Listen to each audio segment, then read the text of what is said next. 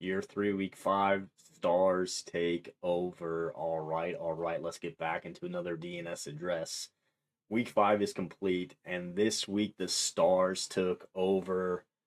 Valerio scored 7 touchdowns. Bray scored 5. Compton carried the ball another 50 times because apparently Texas State does not believe in load management. South Florida knocked off number 4 Texas A&M. Georgia Tech went into Clemson and handled business, and Troy UAB combined for 87 points because defense is apparently optional in Alabama. Week 5 was about big-time players making big-time plays. This is Stars take over. Let's get into it. Our headline of the week is John Varello scores 7 touchdowns. Last year's Heisman Trophy winner has officially re-entered the conversation. Old Dominion beats Marshall 56-41. And John was responsible for almost the entire scoreboard. 29 carries, 252 rushing yards, 7 touchdowns. Yes, 7. He also added 30 yards receiving. Varello scored 42 points by himself. Marshall scored 41. So technically, John beat Marshall 42-41.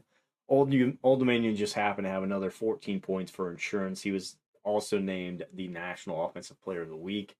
And after this performance, the Heisman conversation has officially reopened. Old Dominion improves to 3-2 after back-to-back close losses. This is exactly the kind of response they needed. Next, Louisiana Tech comes to Norfolk. South Florida takes down number 4 Texas A&M. This is a massive win.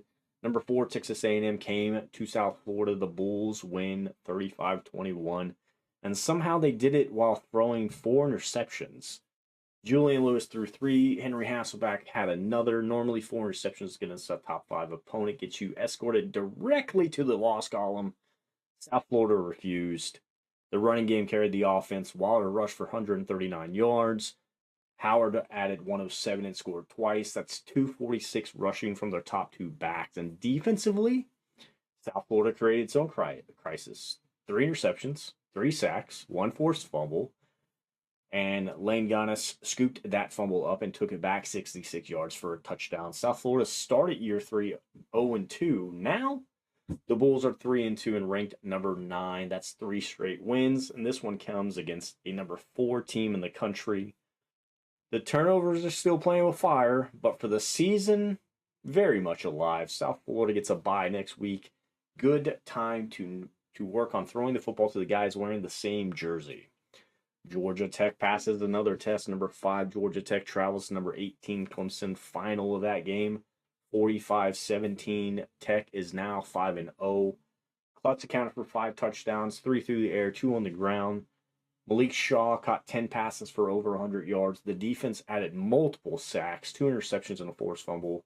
And because apparently Georgia Tech needs to score in every possible phase, Roto scored on a kickoff, 98 yards for a touchdown. Again, at this point, kicking to Roto seems less like strategy and more like experiments.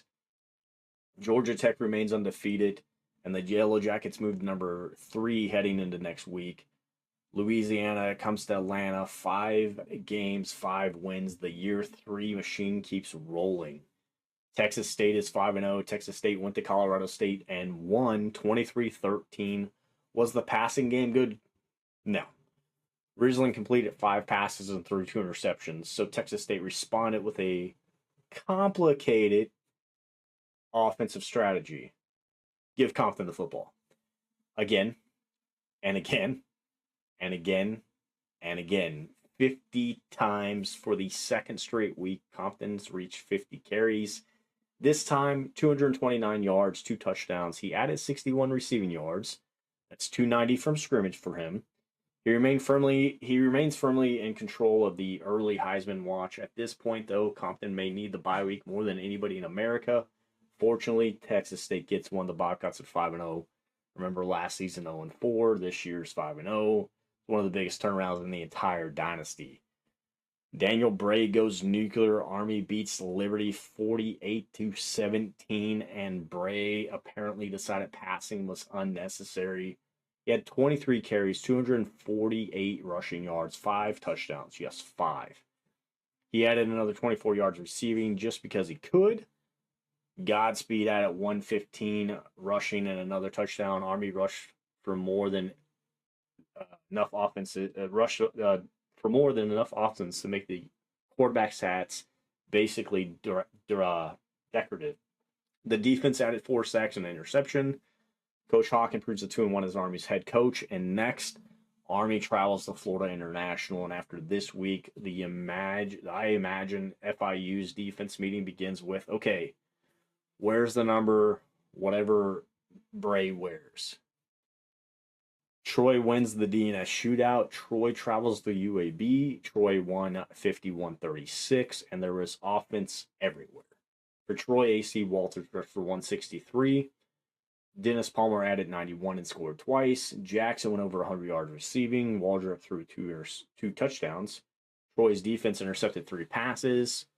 Gore Jr. returned one of those interceptions, 51 yards for a touchdown. Troy improves to 4-1 for UAB. The record's ugly. The performance was not, though. Rogers accounted for 3 touchdowns. Burnridge had an absolutely ridiculous afternoon. 151 yards rushing, 128 yards receiving, 3 total touchdowns. That's 279 from scrimmage. UAB produced plenty of offense. The problem was giving Troy short field and defensive points. The Blazers remain 0-4 and next. Number 15 Tulane, because apparently getting healthy against an easy opponent has been outlawed. Troy gets a bye. Sacramento State was able to handle business against Buffalo. Sacramento State responded to the Penn State loss with a convincing road win, 41-10. Babcock threw 3 touchdowns. Rainey and Godley both found the end zone on the ground. The Hornets defense allowed only 10 points while producing 4 sacks and multiple turnovers. Sacramento State improves to 3-2. Next, at Bowling Green. Nothing dramatic, nothing bizarre, just a good road win. We appreciate Sacramento State giving us one normal football game this week. Number 1, Texas was too much for Mississippi State. Mississippi State returned from its bye with the easiest assignment imaginable. At number 1, Texas. Texas wins, though, 44-21. The Bulldogs threw 6 interceptions between Coolidge and Hart. Yes, 6. Again, the number 1 team in the country. That is generally considered not ideal. Peterkin remained productive, though, and went over 100 yards receiving for the Bulldogs. Titus Montgomery gave Mississippi State a spark with a 98-yard kickoff return. The defense created 3 takeaways on its own, but 6 interceptions was just too much. Mississippi State falls to 2-2. Kennesaw State comes to Starksville next, which means somebody in DNS is getting a win. Our stock-ups this week were Old Dominion. After 2 brutal, close losses, the Monarchs respond with a 56-point and the National Offensive Player of the Week performance, exactly what they needed. South Florida from 0-2 to 3-2. And now they own a win over number 4 Texas A&M. That early panic button can come back and go into the drawer for now. Texas State's 5-0. This is all need to be said. Our needs more film. South Florida's quarterbacks, 4 interceptions and a win. Great result. Dangerous formula against an elite team. Eventually, those turnovers collect their payments. Mississippi State's quarterback, 6 interceptions. There's no deeper analysis required. 6 is too many. UAB, the Blazers are making play. They are producing offense. They're making individual performances look good, but they're still not putting it all together for 60 minutes and end with a win. At 0-4, the urgency is now real. Our Week 5 honors, our Offensive Player of the Week is John Varela from Old Dominion. He's National Offensive Player of the Week, 7 touchdowns. There's no debate. Heisman winner last year. Apparently, he would like to add another invitation to New York this year. Our Defensive Player of the Week is Lane-Ganus from South Florida. In the top 5 upset, Lane-Ganus took a forced fumble, 66 yards to the house. South Florida needed defensive points to overcome the 4 offensive interceptions. He provided them. Our Heisman watch, and we have 2 running backs forcing their way into early conversation. Valerio from Old Dominion, the reigning Heisman winner, just scored 7 touchdowns in one game. I mean, that's enough said. And Compton from Texas State being 5-0. Compton's become the centerpiece of that offense. And over the last 2 weeks alone, he's carried the ball 105 times. Someone get that man an ice bath. The Heisman race is young, but both names belong in the conversation. Our Built Not Given Award of the Week goes to South Florida. This season could have slipped away quickly. The Bulls started 0-2, new quarterback, major NFL departures, turnover problems, questions everywhere. Since then, 3 straight wins, and now they've beaten number 4 Texas A&M. It wasn't clean. It was not perfect. It did not need to be, though. They found a way.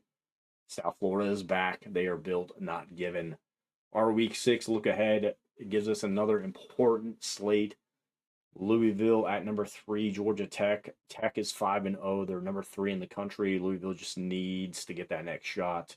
Kennesaw State at Mississippi State. 2 programs with new coaching situations meet in Starkville. Mississippi State needs a rebound. Kennesaw State needs momentum. Troy, South Florida, and Texas State are on byes. 3 teams get a chance to recover before the next stretch. Sacramento State at Bowling Green.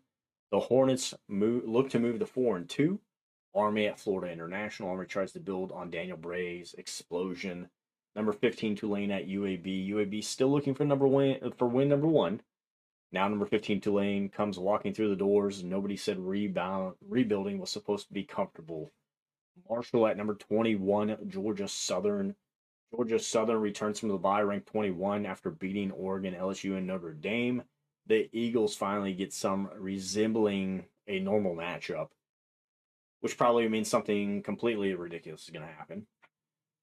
Week 5 belonged to the Stars. John Burley scored 7. Bray scored 5. Compton carried Texas State to 5-0. South Florida knocked off number 4 Texas A&M. Georgia Tech went to Clemson and stayed perfect. And suddenly, the shape of year 3 is becoming clear.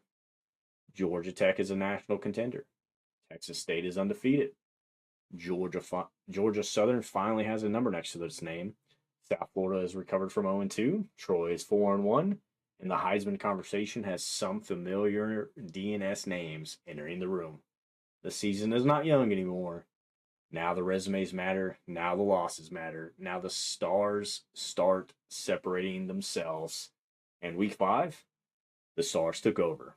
In Department of Natural Selection, you select, we collect. Built, not given.